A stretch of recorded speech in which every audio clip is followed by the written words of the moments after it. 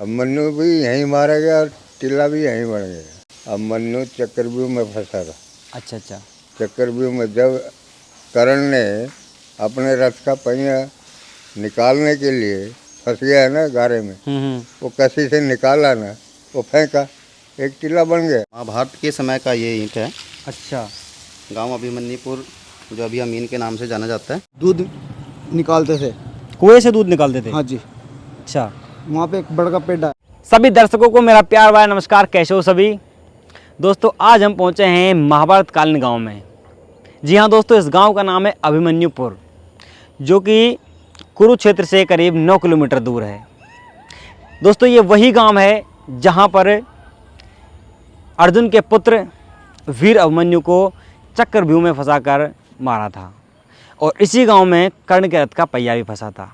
जी हाँ दोस्तों, आप मेरे सामने यहाँ पर देख पाएंगे वीर अभिमन्यु की बहुत ही बढ़िया प्रतिमा स्थापित की गई है। वीर अभिमन्यु ने अपने दोनों हाथों के ऊपर अपने रथ का पहिया उठा रखा है। वीर अभिमन्यु ने ये रथ का पहिया तब उठाया था जब उनका रथ चूर चूर हो गया था, तो उनके पास कोई चारा नहीं बचा, फिर उन्होंने अपने रथ का पहिया उठाया और इस तरह से घुमाया। तो ये वही गांव है। अभी फ़िलहाल हम गांव के बाहर साइड में, इधर ये मंदिर है, सूर्य भगवान का मंदिर है। सॉरी, ये यहाँ पे पीछे सूर्य कुंड है, और यहाँ पे शंकर भगवान का प्राचीन मंदिर है, वो देखेंगे, मंदिर में दर्शन करेंगे। उसके बाद हम चलेंगे गांव में। गांव में आज भी वो तालाब है जिस तालाब के किनारे पर कर्ण के रथ का पहिया फंसा था, और गांव के जस्ट पास में ही कर्ण का टीला भी है। तो वो सारी चीज़ देखेंगे। और उससे पहले देखिए, बता देता हूँ मैं आपको, यहाँ पर जो मूर्ति की स्थापना है ये भी 1 साल पहले हुई है। और देखिए अभी से यहाँ पे क्या हो रखा है, ये पूरे पत्थर जो उखड़ उखड़ के जा रहे हैं। देखो, अर्जुन एवं सुभद्रा के पुत्र अभिमन्यु कुरुक्षेत्र में हुए महाभारत युद्ध में पांडव पक्ष से लड़ने वाले महान योद्धाओं में से सबसे कम आयु के थे। उनका विवाह मत्स्य राज्य की राजकुमारी उत्तरा से हुआ था। उनके पुत्र परीक्षित से ही पांडवों का वंश आगे बढ़ा। महाभारत युद्ध के 13वें दिन अर्जुन युद्ध के मैदान से दूर त्रिगर्तों से लड़ने में व्यस्त थे। इसी अवसर का लाभ उठाते हुए कौरवों के सेनापति द्रोणाचार्य ने चक्रव्यूह की रचना की। पांडव पक्ष में अर्जुन ही एकमात्र योद्धा थे जो चक्रव्यूह भेदन में पारंगत थे। अभिमन्यु इस चक्रव्यूह में प्रवेश करना तो जानते थे, लेकिन उन्हें इसे भेद कर बाहर निकलने का ज्ञान नहीं था। युधिष्ठिर से अनुमति लेकर अभिमन्यु ने चक्रव्यूह में प्रवेश किया। जयद्रथ ने इस दिन चक्रव्यूह के प्रवेश द्वार पर भीम सहित पांडवों की सेना के अन्य योद्धाओं को आगे बढ़ने नहीं दिया। इसलिए अभिमन्यु को अकेले ही अनेक कौरवों महारथियों से घिरे हुए चक्रव्यूह में युद्ध लड़ना पड़ा।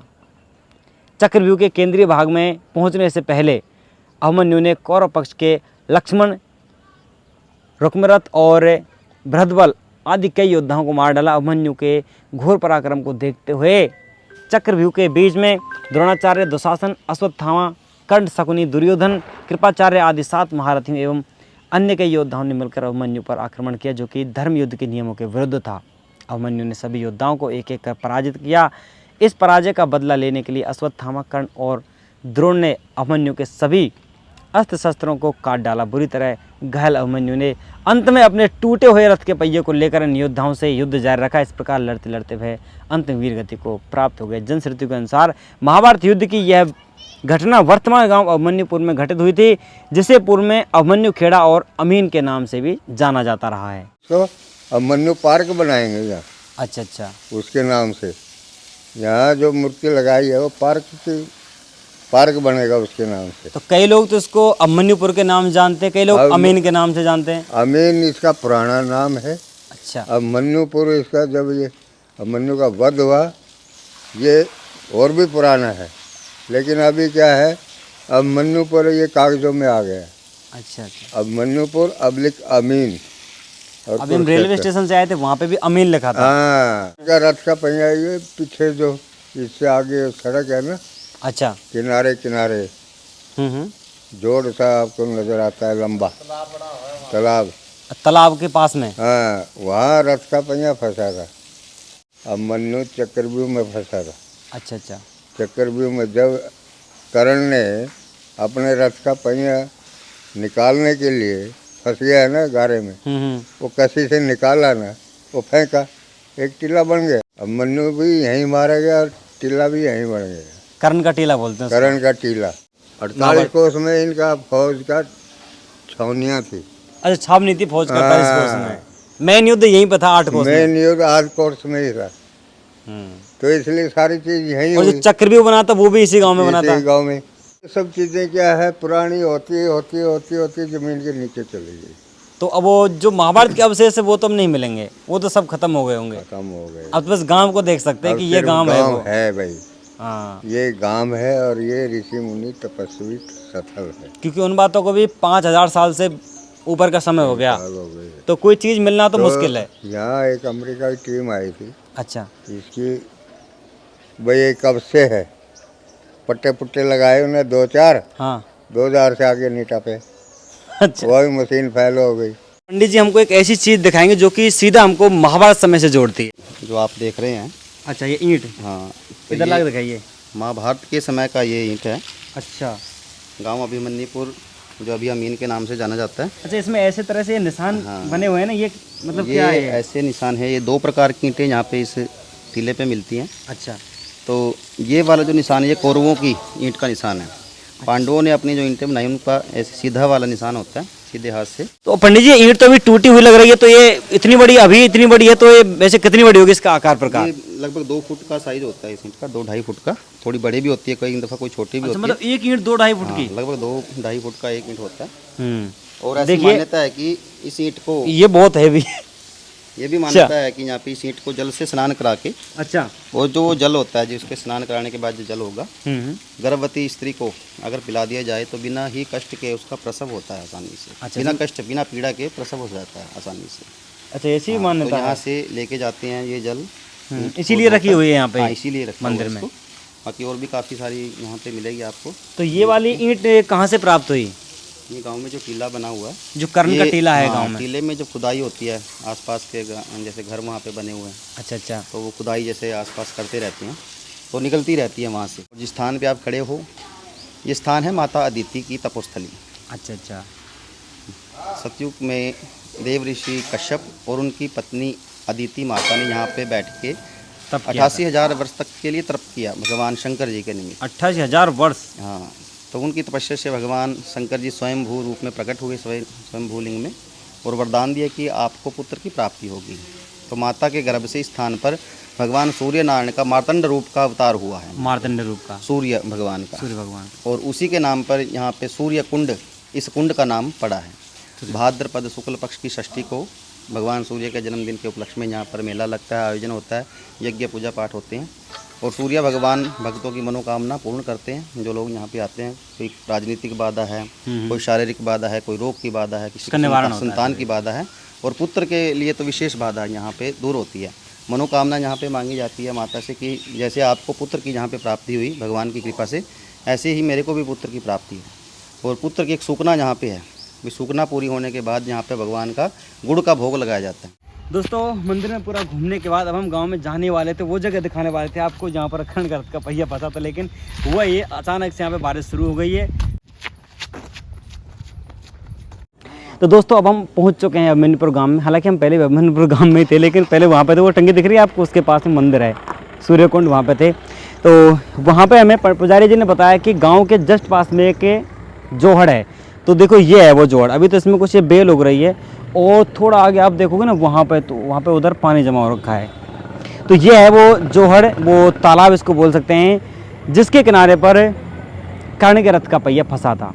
अभी काफ़ी सारे मकान बन गए हैं, इन मकानों के पीछे वो टीला है जिसको कर्ण का टीला नाम से जानते हैं। ये आपको दिखाते हैं वो ईंट जो कि कर्ण के टीले पर यानी कि अभिमन्यु के किले पर मिली थी। देखिए ये ईंट है, इसमें वेट भी काफ़ी है।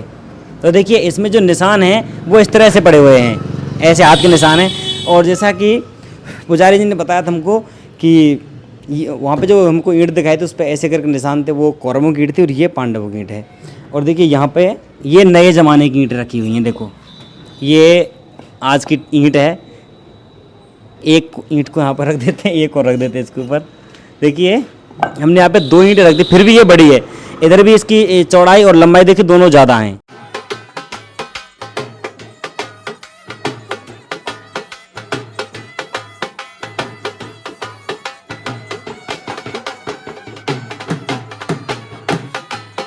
राइट मुड़ते ही एक कुआं है, अच्छा जी। वहाँ पे पहले दूध निकालते थे। कुएं से दूध निकालते थे? हाँ जी। अच्छा। वहाँ पे एक बड़ा पेड़ा है। हम्म। अगर किसी को कोई रोग हो किसी प्रकार का, किसी भी उसका, उसके एक पत्ता तोड़ना, पतासे में डाल के और ले लेना। कोई भी रोग हो वो समाप्त हो जाएगा। अभी भी है वहाँ पे? हाँ जी है। दोस्तों फिलहाल हम मिट्टी के टीले के ऊपर आ चुके हैं। जैसा कि आप देख सकते हैं नीचे आपको यहाँ पे सरोवर दिख रहा होगा। 2 सरोवर हैं और एक है सूर्यकुंड, वो और भी आ गए हैं मंदिर के पास में। तो यहाँ पे आंटी जी बता रही हैं कि ये घर पहले के ही हैं। कब के हैं घर? ये तो कभी के हैं भैया, हम तो मारते ही पहले के आ रहे। अच्छा। तो यहाँ पे नीचे लोग बताए थे कि बड़ी बड़ी ईंटें निकलती हैं महाभारत के टाइम की, कौरवों की, पांडवों की ईंटें निकलती हैं। तो वो कहाँ से निकलती है, कहाँ पे खुदाई होती है वो वो? तो जड़ा खुदाई करो वहीं निकल जाती है। मतलब कहीं भी खुदाई करो वहाँ से वो ईंटें निकलती हैं।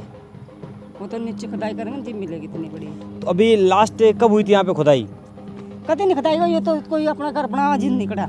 अच्छा, जैसे जो आप लोगों ने यहाँ पे घर बना रखे हैं तो जब नींव खुदाई हुई घर की तब निकली थी वो। तो यहाँ पे जो लोग रह रहे हैं, ये नीचे पहाड़ा जितना नीचे सब ना, अच्छा, तो जब निकला जितने नीचे घर बन गए। पहले घर का नहीं था एक भी, अब पीछे सब घर बन गए नीचे किले किले के। तो यहाँ पे जिस लोगों ने घर बना रखे हैं तो ये मतलब प्राइवेट है सभी के या फिर सरकारी जमीन है? ये सरकारी है तो सरकारी है किला। तो किले का ऐसा कोई अवशेष नहीं है महाभारत के टाइम से? ना। और जो किला है वो, सॉरी, यहाँ पे जो कुआं है, दूध का कुआं, वो सही बात है? लोग बता रहे थे कि यहाँ पे दूध वो का तो सही कुआं है, भी वो तो सही है, वो तो झूठ नहीं है, तो बढ़िया है। मतलब पहले निकलता था कुएं से दूध? हाँ यूं ही कुआं भी। एक ही कुआं था दूध का? हाँ वो पीछे ही है। ईंट पता नहीं जितनी ईंट पड़ी है ना, देखिए इतनी ईंट मिल गई। हाँ, एक ईंट तो पड़ी है यहाँ पे। जितनी ईंट पड़ी है ना, ऐसी देखो एक ईंट तो हमें मिली है यहाँ पे। ये पंजा नहीं, इसका पंजा होएगा। हाँ, पंजा नहीं है इस पे तो। पंजा नहीं है, पंजे के ऊपर हुआ, इस पे पंजा नहीं है। पंजे की ऐसी ईंट मिलेगी ना। पंजा जैसे कि ऐसे हाथ से निशान बने हुए। हाँ, चार। तो ये भी ईंट वैसे पुराने टाइम की, देखो कितनी बड़ी है। ये सारी पुरानी है, ये अब की नहीं है कोई भी। तो ये महाभारत के टाइम की है क्या, 5000 साल पुरानी? पहले की है, ये अब की नहीं है, जित की है जित। तो इसी का मतलब मिट्टी के टीले के ऊपर ये नई दीवार बनाई है ना? हाँ ऊपर ही बनाई है। ये देखो, ये ईंटें दिख रही हैं पुरानी। हाँ, ये पहले की बनी है, मतलब इसके ऊपर नहीं बढ़ती है। हम्म। ईंट निकलेगी इसमें। अच्छा, और आगे जाएं तो कुछ और मिलेगा क्या? पर घर ही बने हुए पूरे टीले के ऊपर? सारा घर बन रहा बेटे, पहले तो खाली था जिम बिल्कुल, जित हम आए नहीं। अच्छा, तो मतलब एक घर था, ये घर थे पुराने जो मुसलमान के मान लिए थे माना। ये पुराने घर? हाँ ये इसमें भी छोटी छोटी पतली पतली ईंटें हाँ, लगी हैं। ये पुरानी ये घर थे। हाँ। और एक उधर था, उन्हें तो ये डेढ़ दिए। अच्छा, यहाँ पे अभी ये ईंटें बिछा दी सरकार ने, बिछाई होंगी ईंटें यहाँ पे हाँ सरकार ने बचाई है। ऊपर, मतलब ऊपर के लोगों के लिए रास्ता? हाँ ये एक पुराना घर वो रह रहा है बस। अच्छा, वो लास्ट में वहाँ पे? ये इधर आ, उसमें तो डेढ़ गया सारा मकान, डेढ़ करना हुए बना दिए। अच्छा अच्छा। देख ले तो मुझे लगता है वो आधा गांव शायद पहाड़ के ऊपर, टीले के ऊपर बसा हुआ है। ये भी रहने लगे जितने दुनिया की पर तो एक ही करता, सिर्फ दो घर थे पहले? हाँ बस 2 घर थे जी बमाए। एक पीछे बामनों के थे तो अच्छा अच्छा। बाकी यहाँ मतलब ये थे। 2 ब्राह्मणों के घर थे, बाकी और मुसलमानों के हाँ घर थे? मुसलमान तो ये भी आए। अच्छा, ये भी आए हैं? हाँ गाँव में रहते थे ना, गाँव से आ गए। मतलब यहाँ पे आके वैसा नहीं लग रहा कि टीले पे हैं हम, हाँ ना, थोड़ी चढ़ाई करके आए, बाकी वैसा लगे कि नॉर्मल मतलब समतल जमीन पे है। यही चल कर है बस सारा। हम्म। ये देख सारे ही पुराने थे ये घर भी, ये सारे। कितना बड़ा होगा ये टीला? ये तो बहुत बड़ा था, सारे लोगों ने पाड़ दिया। अच्छा, मतलब इसको काट काट के मतलब जमीन में मिला दिया ऐसे मिला करके? दिया, मैंने कर रखे थे, कहीं लोग आओ नहीं ले जाए ईंट मेरे पते। ईंट लेके जाएं? हाँ ले जा लोग, कहीं दे दी मैंने। तो आपने अभी बचा के रख रखे 1-2 ईंट? अब तो ले गए, पीछे से आए थे जाडे में। अच्छा, पिछले अभी सर्दियों में आए थे? हाँ ले गए। वैसे हमने 2 ईंट देखी नीचे, हाँ एक मंदिर पर रखी थी, एक नीचे अंकल जी ने दिखाई हमको ईंट। हाँ वही मत मिलेंगे, ये है बस देखने को कुछ नहीं है। तो यहीं तक है टीला? हाँ ये नहीं। आओ थोड़ा और आगे चलते हैं, आओ विष्णु। देखिए यहाँ पे ये वाला घर ये नया बना हो और ये पुराना वाला घर है, जिसमें आपको पतली वाली ईंटें देखने को मिल जाएंगी। देखो ईंट की साइज देखो कितनी पतली है। इन ईंटों को वैसे टाइल भी बोलते हैं। हाँ, हमारे वहाँ टाइल बोलते हैं। ये रास्ता जा रहा है नीचे की तरफ, तो बस यहीं पे टीला खत्म हो गया ना? हाँ यहीं पर खत्म हो गया, ये टीला ये मतलब यहाँ से खत्म हो गया। और ये रास्ता जा रहा था यूं, ये कहाँ जा रहा रास्ता? हाँ, ये नीचे जा रहा था, तो मतलब नीचे रास्ता बंद कर दिया लोगों ने, घर बना लिया, किसी ने कुछ बना लिया। तो वापस जाना है तो फिर नीचे से ही जाना होगा? कहाँ? गली तो है पर मतलब आग गई तो नीचे तो नहीं, हमें तो बस वो टीला देखना था ये। हाँ वही कहते देखना है तो और थोड़ी सी है बस, ये देख ले, वो घूमना था ना घूम ले बस एक। आओ चलो, आओ आगे घूम के आते हैं थोड़ा सा।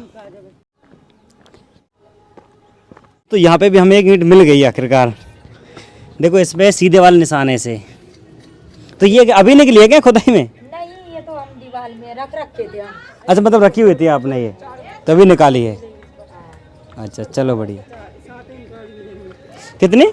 7 इंसान हुआ उसको। 7 निशान? इस पे तो ये इस पे 3 हैं, 1 2 3 निशान है इस पे तो। 7 कौन सी पे होते हैं? इतनी बड़ी हो इसमें।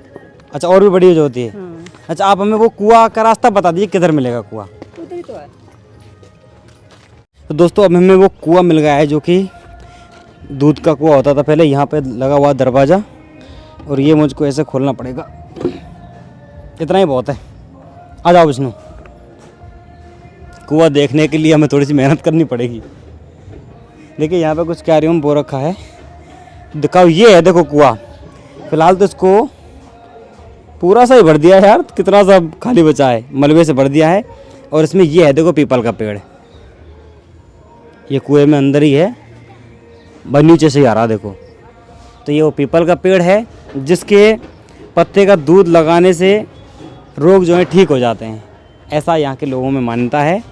बाकी आप कुआं देख सकते हैं। देखिए विष्णु इधर दिखाइए, इसमें ऊपर रिनोवेशन किया गया है, नई ईंट लग रही है, लेकिन नीचे आप देखोगे ना तो पुराने टाइम की छोटी वाली टाइल्स लगी हुई हैं। तो चलिए अब चल। अरे बच्चे भी आ गए, फसल ना टूट जाए। भाग गए सब। चलो दोस्तों, आज के इस वीडियो को हम यहीं समाप्त करते हैं। वीडियो में आपने अभिमन्यु का किला कह सकते हैं इसको, या फिर कर्ण का टीला कह सकते हैं। गांव के लोगों की अलग अलग मान्यताएं हैं यहाँ पे। बाकी आपने पूरा टीला देखा, और दूध का कुआं, पीपल देखा यहाँ पे, और वो जगह भी हमने आपको दिखाई जहाँ पे कर्ण के रथ का पहिया फंसा था। और चक्रव्यूह की अगर बात करें तो इसे पूरे गाँव के आसपास ही पूरा चक्रव्यूह बनाया था। चक्रव्यूह छोटा नहीं था, बहुत बड़ा था, करीब 8 कोस में फैला हुआ था चक्रव्यूह, जैसा कि बाबा साहब ने बताया था। तो सभी नज़ारे यहाँ के आपको कैसे लगे कमेंट करके ज़रूर बताइएगा। तो चलते हैं अब कुरुक्षेत्र, और वहाँ एक नए स्थान की खोज करेंगे जो कि हमें महाभारत से जोड़ता है।